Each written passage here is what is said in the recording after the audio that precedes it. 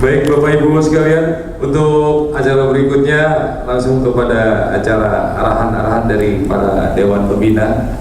Untuk kesempatan pertama, marilah sama-sama kita dengarkan arahan kita dari Dewan Pembina. Dari Dewan Pembina kita pada Bapak Haji Muhammad Malik. Waktu dan tempat kami persilakan.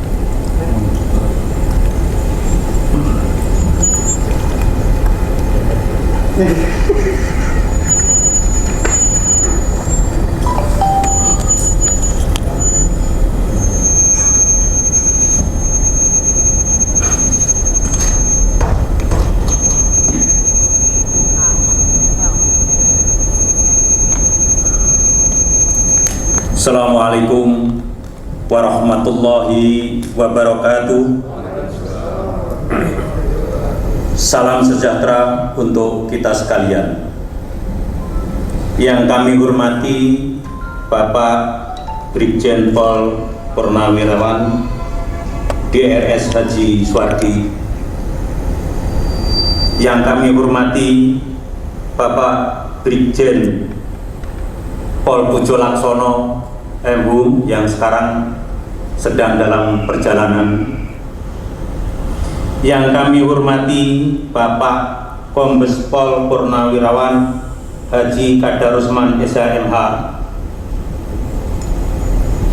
Yang kami hormati Bapak AKBP Wiono. Beliau ternyata itu saudara saya sudah bertahun-tahun, ternyata baru ketemu hari ini. Dan juga tinggalnya itu sebetulnya berdampingan juga dengan saya. Jadi juga teman-teman beliau itu tadi ada di data saya. Yang kami hormati juga Bapak Anis Solahuddin Eza selaku pimpinan perusahaan.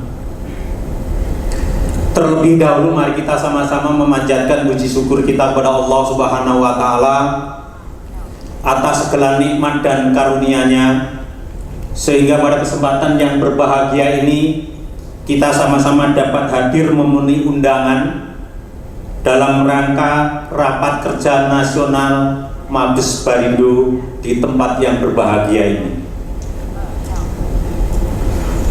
Dan pada hari ini juga bertepatan dengan hari kelahiran Pancasila. Sholawat dan salam tak lupa pula kami haturkan ke junjungan kita Rasulullah Shallallahu Alaihi Wasallam beserta keluarga dan para sahabatnya, dan kita selaku umatnya insya Allah kita kelak mendapatkan syafaatnya di yaumil qiyamah. Amin ya rabbal alamin. Bapak Ibu yang berbahagia, terlebih dahulu saya juga turut memperkenalkan diri seperti Pak Brigjen tadi. Nama saya Malik, asli dari Jawa Timur, istri dari Jawa Tengah, saya tinggal di Jawa Barat. Aktivitas saya di Jakarta, komplit sudah. Saya punya istri satu-satunya. Sebetulnya saya disuruh, tapi nggak berani. Tapi memang nggak ada yang mau. Ada yang mau banyak. Anak saya 4. Yang pertama sudah menikah, alhamdulillah, tapi belum punya cucu. Saya ingin juga seperti Pak Jenderal sudah punya cucu. Rasanya jika sudah mempunyai cucu itu informasi yang saya dapat mempunyai energi tersendiri. Jadi kadang-kadang kalau kita sudah punya cucu, lupa sama anak, lupa sama istri. Justru cucunya yang ditimang lebih dahulu. Itu indahnya.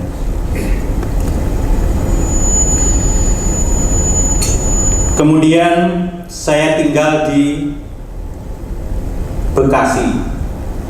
Kadang-kadang saya pulang ke Bandar Lampung, tapi paling setahun 2 kali. Nah, di sini saya diminta Pak Anies untuk membantu, dan saya didudukkan sebagai Dewan Penasihat. Sebenarnya rasanya berat kalau menasihatin bapak-bapak yang sudah senior-senior. Namun demikian, pada kesempatan hari ini saya ingin sharing bersama. Tadi kalau memperhatikan legalitas daripada Mabes Barindo, bahwa Mabes Barindo itu usahanya, ikhtiarnya adalah pemberitaan. Kemudian tadi saya tanya sama Pak Brigjen Suwardi, betulkah Mabes Barindo ini dalam binaan Divisi Hukum Mabes Polri? Betul, begitu ya Pak ya? Lah oleh karenanya saya meminta kepada para pewarta, para wartawan ini tentu menjadi kepanjangan daripada informasi penegakan hukum daripada Mabes Polri. Jadi tentu apa yang harus disampaikan dalam pemberitaan itu harus mengacu sesuai arahan-arahan daripada Divisi Hukum Mabes Polri. Lah oleh karenanya para Bapak Kabiru, juga para wartawan, para pimpinan pusat ini harus senantiasa menyampaikan kepada wartawannya, itu harus selalu bersinergi dengan Bapak Polisi di mana mereka tugas. Ini tidak lepas daripada itu. Dalam istilah Pak Jenderal tadi, kita ini harus mempunyai link yang luas. Nah, oleh karena itu beberapa waktu yang lalu saya membaca Divisi Hukum Mabes Polri itu menyampaikan beberapa larangan yang tidak boleh dimuat, tidak boleh diterbitkan, tidak boleh expose.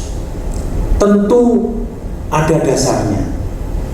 Nah, kemarin saya memperhatikan ada surat telegram daripada Mabes Polri yang dikeluarkan oleh Divisi Hukum, yaitu nomor ST-750 Romawi 4 Bun 3.4.5 tahun 2021 tanggal 5 April 2021.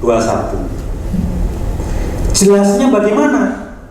Saya mohon para wartawan semua nanti dapat mengupload, membaca, kemudian mengaplikasikan di dalam pelaksanaan untuk berkarya.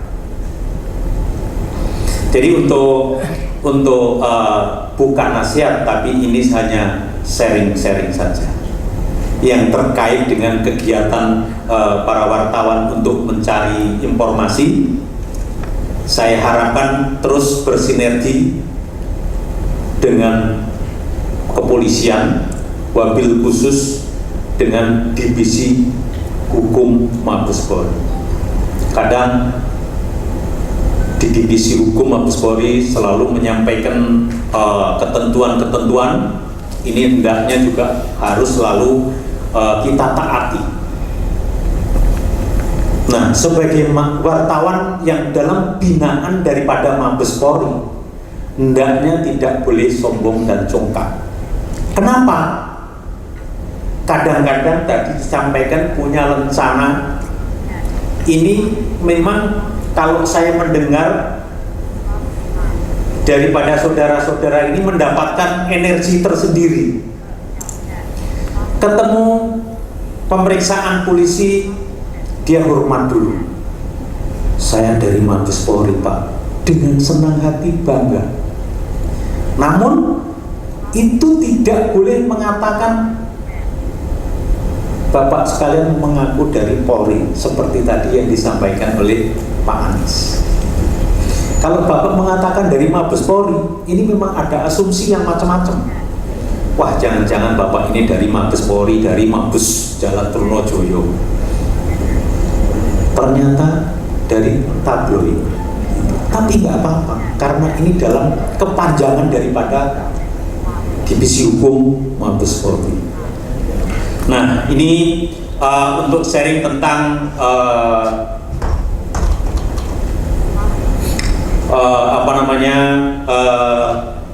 terkait dengan kegiatan Mabes Barindo.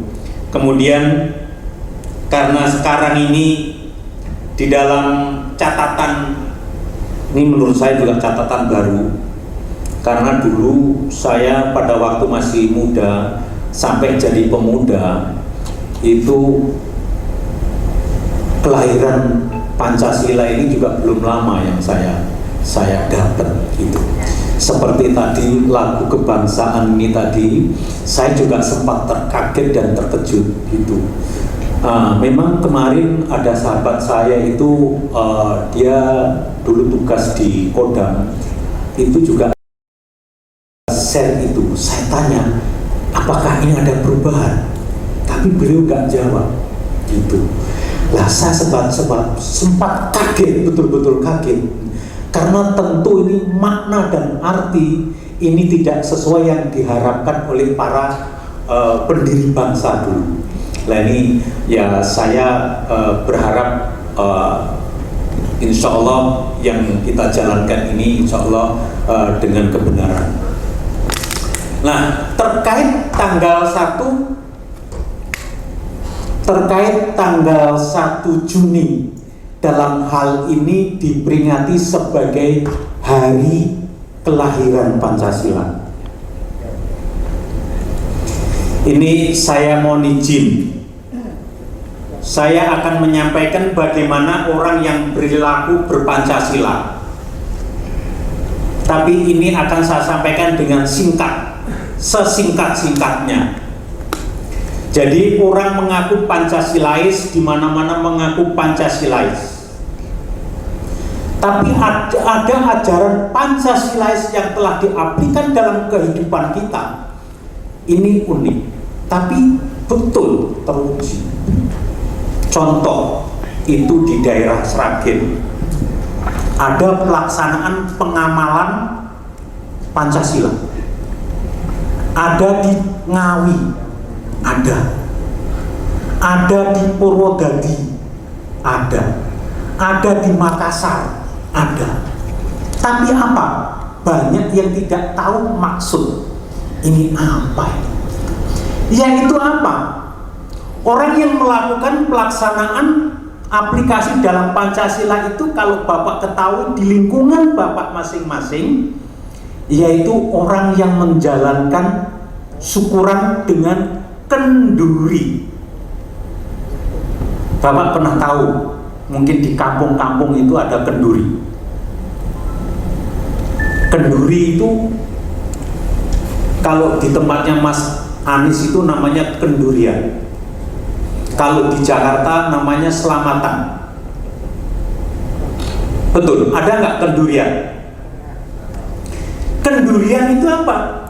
Kendurian itu diantaranya menjalankan 5 sila. Sila pertama apa? Sila pertama ketuhanan yang Maha Esa. Maka di mana kalau ada kenduri, pengamalan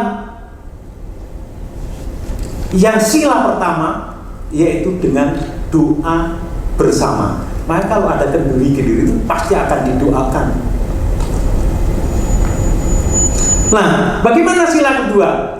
Pengamalan sila kedua itu kalau kita mau mengadakan kenduri, kita datang ke sebelah, mengundang, menghormati, menguwongkan untuk datang.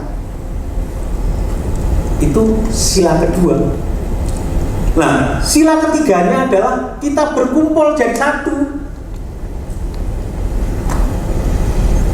Berkumpul jadi satu. Itu sila ketiga, persatuan. Nah, sila keempat bagaimana? Sila keempat itu ada satu orang menyampaikan maksud dan tujuan. Ini kenduri maksudnya apa? Contohnya. Lah, sila yang kelima. Biasanya kalau kendurian itu ada yang membuat tumpeng. Sila kelima adalah keadilan sosial bagi seluruh. Nah, tumpeng itu tadi dibagi-bagi kepada semua yang hadir, begitu. Nah, ini cerita singkat dalam aplikasi kelahiran Pancasila atau aplikasi dalam kehidupan berpancasila. Oleh karenanya, kalau Bapak Ibu itu ingin mengamalkan Pancasila, sering-seringlah undang kita. Gitu. Seperti ini kan juga berkumpul ini. Nah, insya Allah kita ini bisa pengamalan Pancasila. Bapak Ibu hadirin yang berbahagia, Tadi jika disampaikan bahwasanya saya diminta untuk memberikan arah-arahan, tentu tidak demikian, tidak sepantasnya kalau saya memberikan suatu arahan. Namun demikian, kita hanya merupakan suatu sharing yang kesempatannya juga sangat terbatas. Oleh karenanya, saya dalam menyampaikan ini, manakala ada hal-hal yang kurang berkenan, kami mohon maaf yang sebesar-besarnya, apalagi dalam situasi yang masih lebaran. Sekali lagi mohon maaf lahir batin. Terima kasih atas segala perhatiannya. Mohon maaf bila mana ada kekurangannya. Usikum wa nafsi bi taqwa. Akhir kalam. Wassalamualaikum warahmatullahi wabarakatuh. Waalaikumsalam. Kita berikan aplaus dulu untuk pembina kita. Terima kasih kepada Bapak Haji Muhammad Malik.